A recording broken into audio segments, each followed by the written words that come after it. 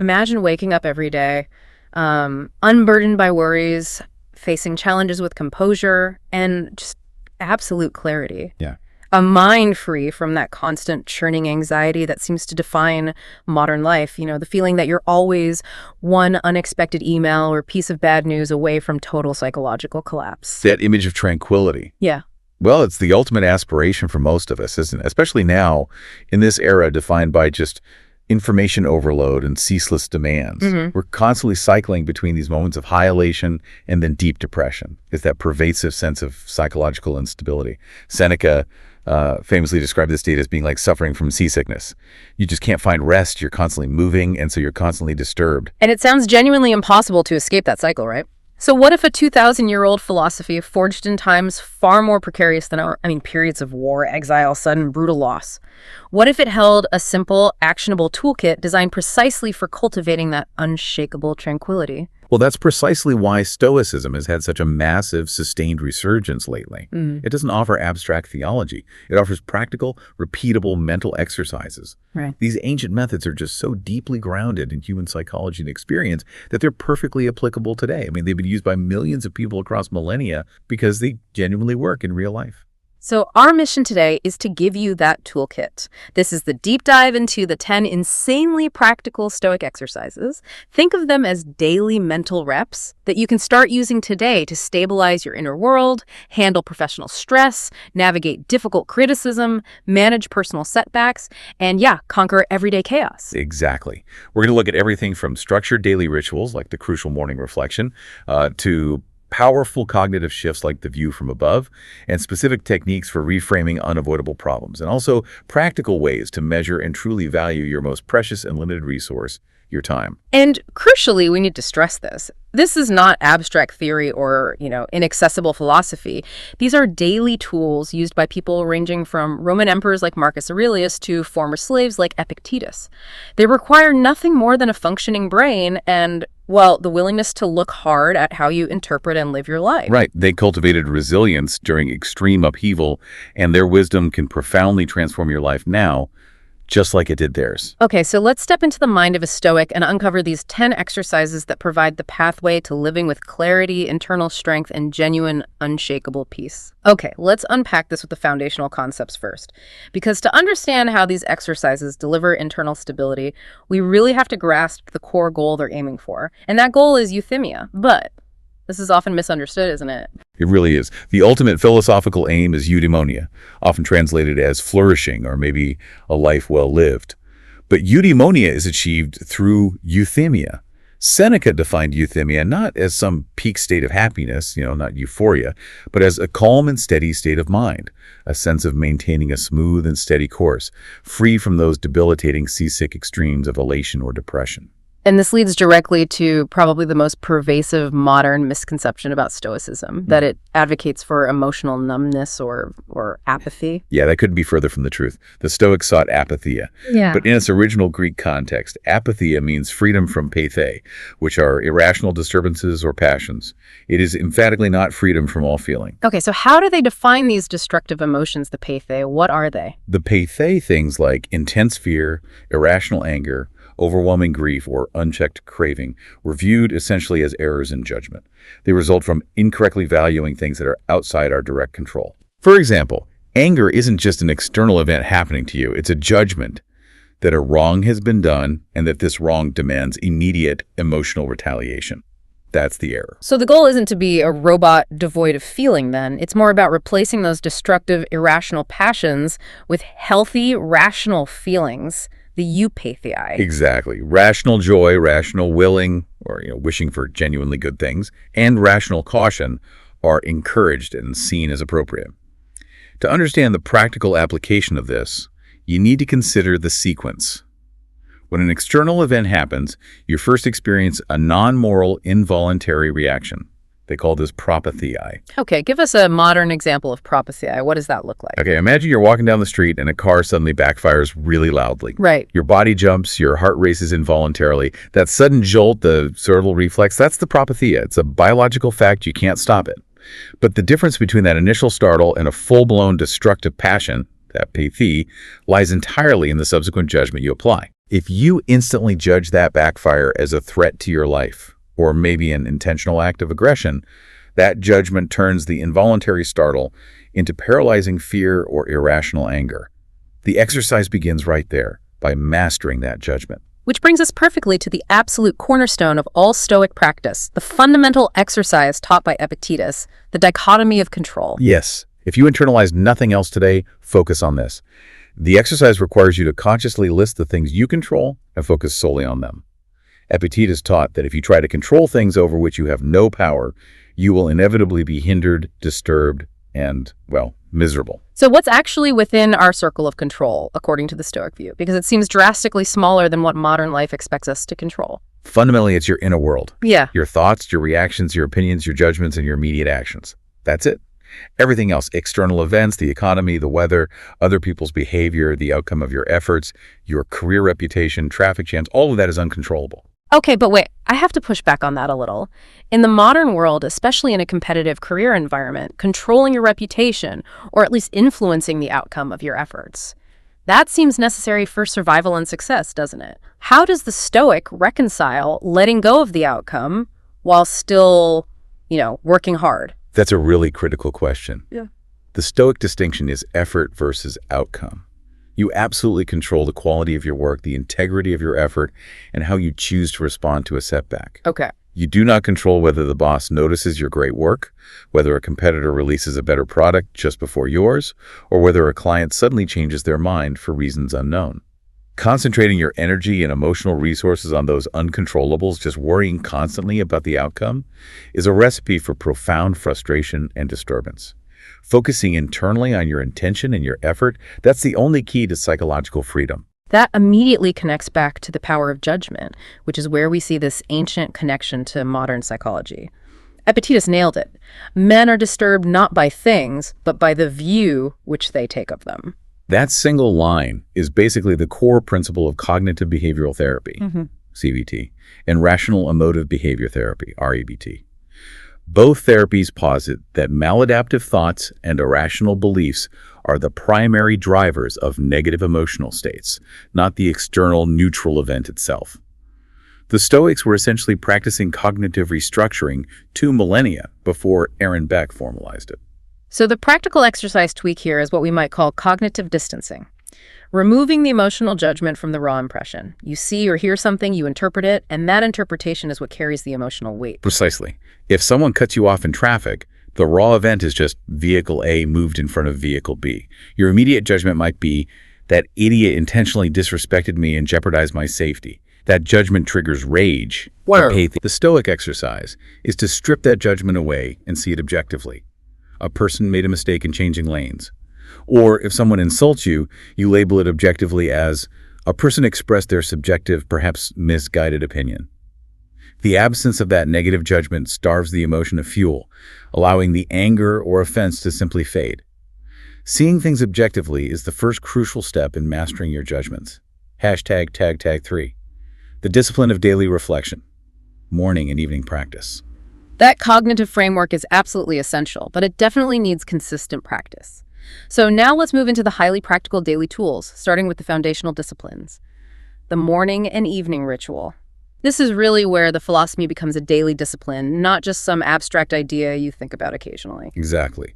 This requires structured ritual, and we start with exercise #1, early morning reflection, the planning phase. And this is far more nuanced than just planning your to-do list for the day, isn't it? Seneca set the rule here that you shouldn't just plan tasks, you must plan your reactions. Absolutely crucial. Seneca advised us to cling tooth and nail to the rule of expecting challenges, of taking full note of fortune's habit of behaving just as she pleases, basically. If you mentally rehearse potential setbacks, the flight cancellation, the critical email you know might come, the unavoidable delay, it reduces the psychological shock when they actually happen. The goal is preparation, inoculation against surprise, allowing you to greet misfortune not with panic, but with composure. So how does the reflection break down practically for, say, the modern learner? How do you actually do it? Well, we can organize it into 3 simple steps you can do before you even check your phone in the morning. First, gratitude and mortality. Just start with simple gratitude, being thankful that you have actually woken up, which is a privilege many people don't get. This grounds you instantly. Second, virtue and precept planning. Pick a specific virtue or philosophical precept like justice, honesty, patience, and actively think about how you will incorporate it that day. Mentally check how you will deal with known difficult situations coming up, like dealing with that annoying coworker or navigating a looming deadline with integrity. So you're not just playing the external action, you're planning the internal stance, your mindset. Precisely. And the third step takes us right back to the foundation. Dichotomy reinforcement. Remind yourself what is controllable, your intentions, your thoughts, your actions, and what is uncontrollable, the outcomes, the external results. You're mentally drawing the line in the sand for the day. And as maybe some extra credit, you might integrate movement here, go for a walk, or perform some light body weight exercises while contemplating mortality or aging, linking the physical and the philosophical. Okay, so moving to the end of the day, the natural complement is exercise #8, bedtime reflection, the review phase. This is where you review what actually happened against the plan you set in the morning. This is the critical feedback loop. It's an honest self-assessment, which Seneca warned is difficult because of our powerful tendency towards self-deception. As he famously asked, who dares to tell himself the truth? You're essentially acting as your own judge and jury for the day's performance. What are the key questions we need to ask ourselves during this mental replay at night? You basically mentally replay your entire day, moment by moment if you can, and ask some hard questions. Did I behave according to my principles and my morning plan? Did I treat people in a friendly, just, and considerate manner? Or did I snap unnecessarily? What vices, perhaps excessive procrastination or maybe gossiping, did I fight against today? And most importantly, have I made myself a better person by cultivating my virtues? Did I learn anything new about myself or the world? And the ultimate takeaway of the night reflection isn't just self-criticism, right? It's also about learning from your mistakes, but also achieving acceptance for the day as a finished entity. Correct. You cannot change a single moment of the previous day, so acceptance is absolutely key. Accept everything that happened, whether good or bad, and realize the only thing you can control now is how you use those notes, those reflections, to plan for a better tomorrow morning.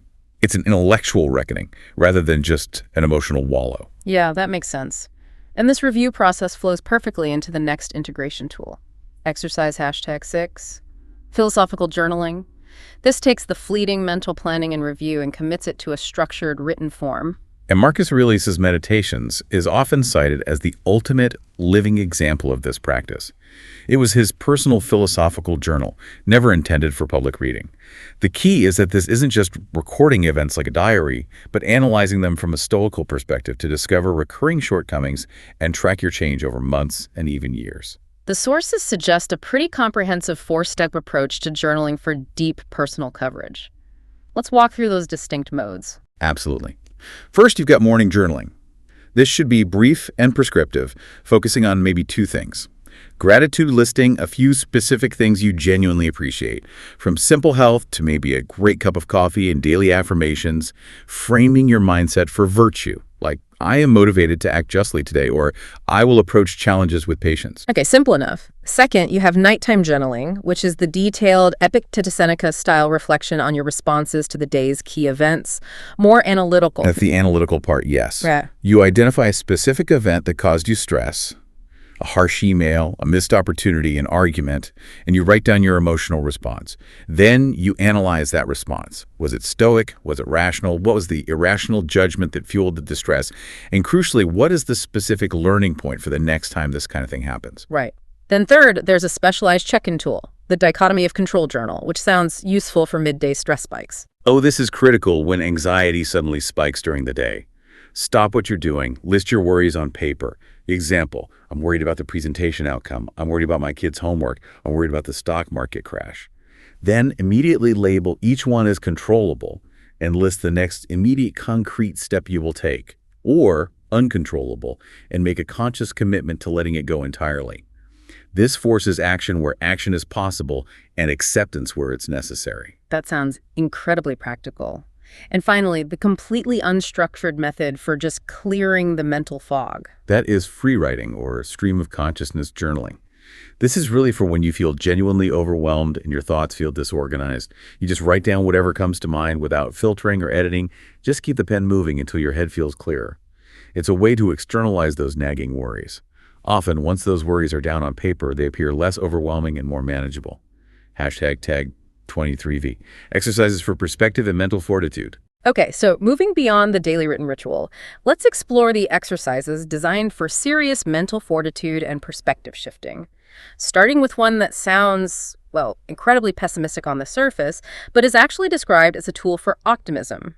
Exercise #9, negative visualization, or premeditatio malorum, the premeditation of evils? Right, it is the intentional premeditation of evils, but its goal is not pessimism at all. It's more like preventative medicine for the soul. The core principle is to deliberately imagine bad things happening, or good things that you currently enjoy suddenly vanishing. Why?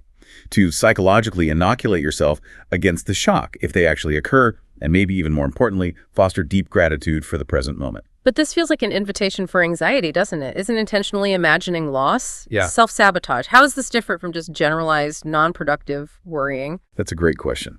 The difference lies in control and purpose. Worrying is passive. It's often ruminating endlessly on an uncontrollable outcome that might happen, which just leads to stress. Negative visualization is active. It is a cognitive rehearsal, a purposeful exercise that you start and stop on command, dedicated to preparing the self. You are rehearsing how you would respond with virtue and composure if the worst actually occurred. It's preparation, not panic. Okay, so what kind of catastrophes are we talking about when we practice this? How dark does it get? You choose the scale, really, but the sources encourage serious engagement. Imagine losing your most prized possessions. Imagine your house burning down. Imagine never having met your spouse or partner. Imagine losing a sense like sight or hearing. For relationships, which is often the hardest, imagine the death of a close family member, viewing them almost as if they were already gone, which forces you to focus intensely on the value of the time you have now. Wow, okay. What is the profound psychological payoff that justifies this deliberate mental discomfort? There's a dual purpose, as Seneca wisely taught. First, preparedness.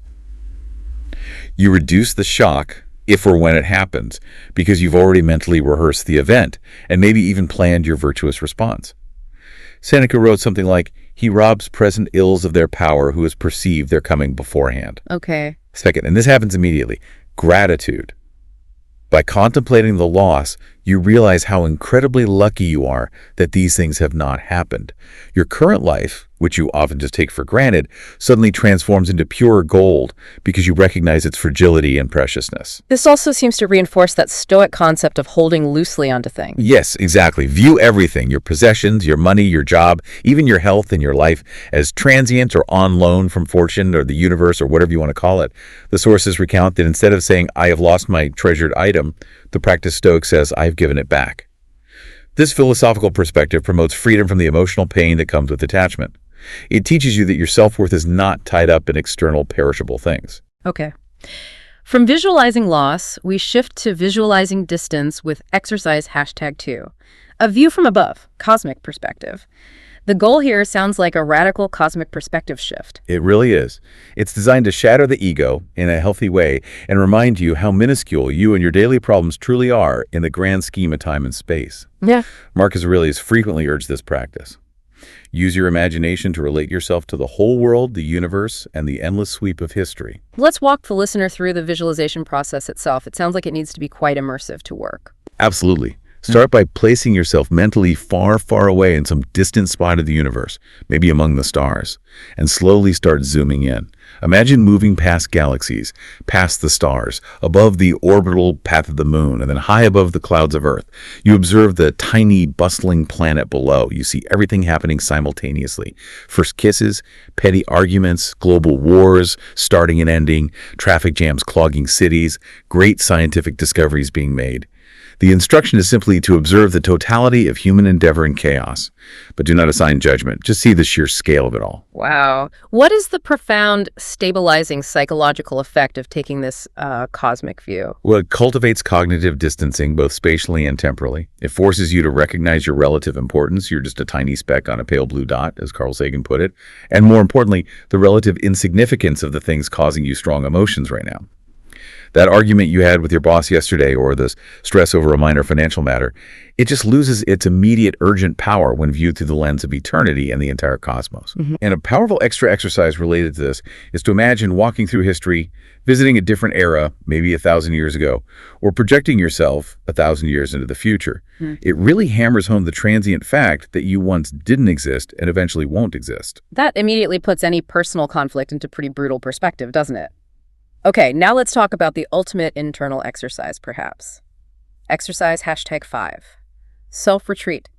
This directly challenges the popular modern idea that peace can be found through travel or changing your external location. Yes, Seneca was absolutely adamant about this. He thought running off to the countryside or traveling abroad to find peace is deeply unphilosophical. Why? Because you inevitably bring the source of the distress, your own mind, your own judgments, along for the journey. Peace of mind and freedom are fundamentally internal achievements. So the simpler, cheaper, and ultimately more effective solution is traveling inside your mind. Marcus Aurelius captured this perfectly in his meditations, didn't he? He really did. He noted that people seek retreats in remote country places or by the seashore, but nowhere can one retreat into greater peace or freedom from care than within one's own soul. Especially, he added, when you have concise and basic precepts within you to reflect on. The core exercise is simply to grant yourself this retreat whenever you please, even just 5 to 10 minutes a day to shut out the world. Close your eyes, breathe, and turn your attention inward to your core principles. It's truly about recognizing that mental entrapment is often much worse than actual physical confinement. Absolutely. Think about the historical example of Epictetus himself, who was a slave, or the modern analogy of a prisoner stuck in solitary confinement who mentally escapes the four walls of their cell simply by reading and thinking deeply. That powerfully illustrates that true freedom is internal. During this self-retreat, you reflect on those core precepts we discussed earlier. Events don't disturb you, your opinion about them does. Everything is constantly changing, and you will not live forever. This regular reflection is the engine of mental stability. #V. Action-oriented and interpersonal practices. We focused heavily on internal shifts and cognitive practices so far, but Stoicism is also a deeply action-oriented philosophy. It's not just about thinking differently. So let's look at the remaining exercises that require active engagement with the world and even with our bodies, starting with exercise #10, physical self-control training. Right. This is the intentional practice of voluntary hardship. Purposefully going without comforts one enjoys or experiencing slight, manageable physical difficulties. You could almost think of it as the physical realization of negative visualization, making the body as resilient as the mind aims to be. Okay, but what's the driving rationale behind purposefully making yourself uncomfortable? It sounds a bit masochistic. Well, it can seem that way, but there's a dual purpose. The first is preparation. To prepare ourselves, just in case we actually have to face physical hardship or loss in the future, ensuring we are not completely crushed when our comfortable reality is stripped away unexpectedly. The second is training non-attachment. To train ourselves not to desire things that are outside of our control, those things the Stoics called preferred indifference, like luxury or constant convenience. It proves to you experientially that you can endure discomfort and still function perfectly well. Okay, so give us some tangible examples of this training for modern life that don't require, sleeping on the street or something extreme. It could be simple but still impactful. Things like drinking only water for a set period, maybe fasting for a day if it's safe for you, purposefully taking a cold shower for 30 seconds at the end of a hot one, or even just commuting during rush hour without distracting yourself with music or a podcast, just being present with the discomfort. Seneca himself advocated for living on bare minimums for a few days each month, eating very uncomplicated food and wearing modest clothing. He argued that true wealth isn't riches, but what prevents poverty, and that we should value utility over superficiality.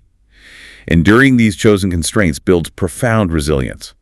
Okay, next, let's discuss exercise #3, contemplation of the ideal person. This sounds like it's about defining and striving toward an ideal human being, a kind of constant North Star for our behavior. It is. It's a catalyst for continuous change, acknowledging that becoming the ideal person, the sage, is a never-ending quest toward virtue. The exercise instructs us to ignore the physical ideal, don't think about perfected Greek or Roman statues, and focus entirely on psychological qualities and specific actions. So instead of imagining what the ideal person looks like, you imagine what they do in a moment of crisis or ethical conflict. Precisely. You mentally walk through a difficult scenario, Let's say finding a wallet full of cash on the street, and determine what the ideal virtuous person would do. From their actions, returning the wallet obviously, we deduce their inner qualities: honesty, integrity, discipline. Then we strive to emulate those qualities in our own lives. It's helpful to create a list of actual role models, people from the past or present, analyze their best qualities, and, crucially, discard their negative character flaws. No human is perfect. We aim to emulate their virtues, not the whole person. And here's a neat trick the sources mentioned: contemplating the opposite as well. Yes. It provides a clear negative compass, so to speak. Contemplate the worst type of human being imaginable, the person defined by spite, short-sighted greed, cowardice, injustice, and actively strive to avoid those qualities. Defining what you absolutely don't want to be is often just as clarifying as defining what you do want to be. Makes sense. Okay, moving to our interpersonal duties, we have exercise #4. Cultivating philanthropy, known in Greek as oikiosis. This sounds like it goes beyond simply being nice. It's about reshaping how we view our connections to others. That's right. Philanthropy in this Stoic context is the desire to promote the welfare of others, not just through financial generosity, although that can be part of it, but more fundamentally through attitude, empathy, and service. The problem, as the Stoics saw it, is that by default, we tend to live enclosed in a series of progressively distant spheres around ourselves. The philosopher Hierocles mapped this out. Okay, describe Hierocles' spheres model for us. So the innermost sphere is just the self. The very next one out is your immediate family. Then comes extended family, then fellow citizens or neighbors, then maybe countrymen, and finally the largest sphere contains all of mankind. By default, we naturally expend most of our effort and care only on those closest spheres. Right, that feels intuitive. And the goal of oikiosis is to actively, deliberately draw those outer spheres closer together. That's the core exercise. Hierocles suggested a kind of cognitive trick to mentally shift everyone into a nearer circle. For instance, consciously choosing to use different terminology for those in the outer spheres to bring them inward emotionally. Instead of referring to a distant cousin, you might think of them or call them my brother's child or my sister's child. This linguistic shift is supposed to help you feel closer to them, more like immediate family. The ultimate goal is to try and view all of mankind as fellow countrymen, as people who deserve your rational respect and concern simply because they're fellow humans. That shift seems like it would have clear advantages for personal resilience, too, because it lessens reliance on specific, potentially fragile connections. It absolutely does. First, you become less exposed to potentially crippling grief if you suffer a loss, because your emotional investment is broadened. You're not overly attached or solely dependent on one or two individuals. Second, you naturally gain a larger, more diverse circle of contacts, leading to greater exposure to different cultures and viewpoints, which is an incredible opportunity for learning and personal growth. And what are some actionable steps for this? They can be simple: making a genuine effort to strike up a pleasant, respectful conversation with a stranger, maybe someone you wouldn't normally talk to, or taking the time to express deep reliance and gratitude to your close friends, consciously reinforcing those important bonds in the inner circles. It's about intentional connection. Okay, the final action-oriented exercise, number 7, is the stripping method, which sounds essential for ethical decision-making. We called this peeling the onion earlier. That's a good way to put it. It is all about peeling back the layers of a situation or a problem to reach the core issue, discarding everything we bring to the situation that isn't essential. Our concern for reputation, our desire for personal advantage, our fear of others' expectations, or the immediate opportunity for gain or pleasure. Only by viewing the core issue ethically, without all that personal bias clouding our judgment, can we hope to act virtuously. This sounds potentially complex in the moment. Are there specific questions we can use to guide this stripping process? Absolutely. When you're facing a dilemma or a complex choice, ask yourself these deep stripping questions.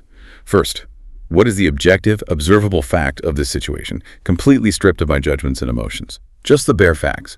Second, what value does this situation or my potential action bring to everyone involved, not just me? You might be surprised at how often the honest answer is very little or even none. Right. Third, and perhaps most importantly, what specific qualities, what virtues does this situation require of me right now? Patience, courage, justice, honesty.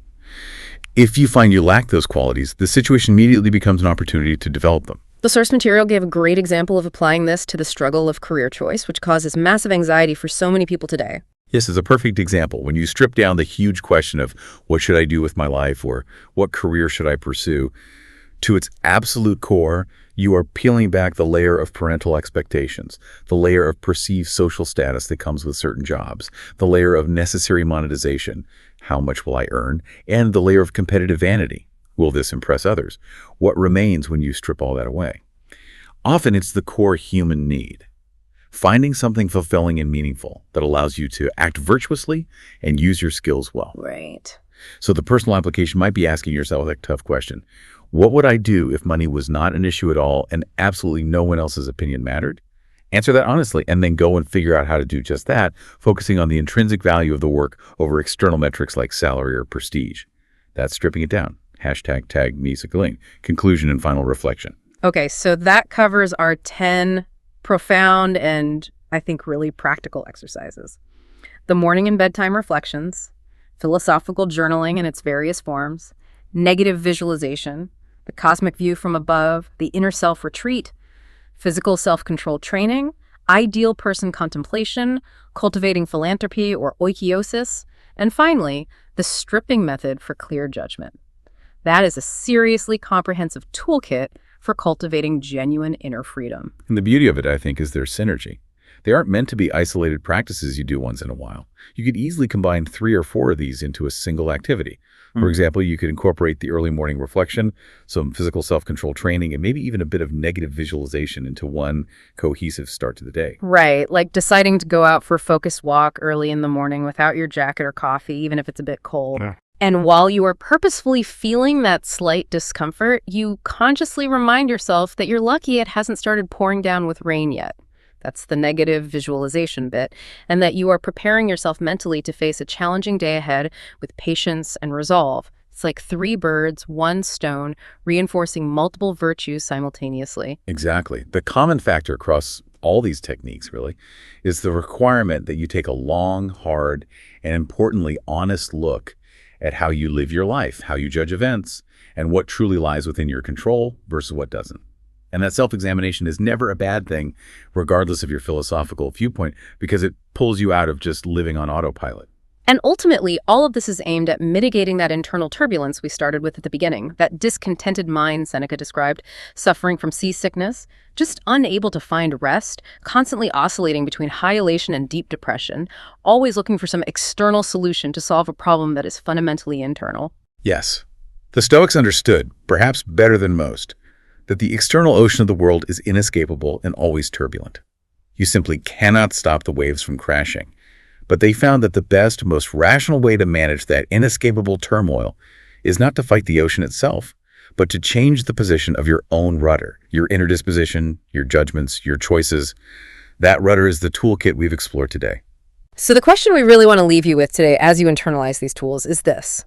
What is the one exercise, just pick one out of these 10, that you will commit to integrating starting today to stabilize your own rudder? And how will you use it specifically to shift your focus from maybe a passive anxiety-driven existence towards intentional, virtuous action? Find your true purpose, cultivate that unshakable calm, and live well. Until the next deep dive, remain rational, focus on what you can control, and take care.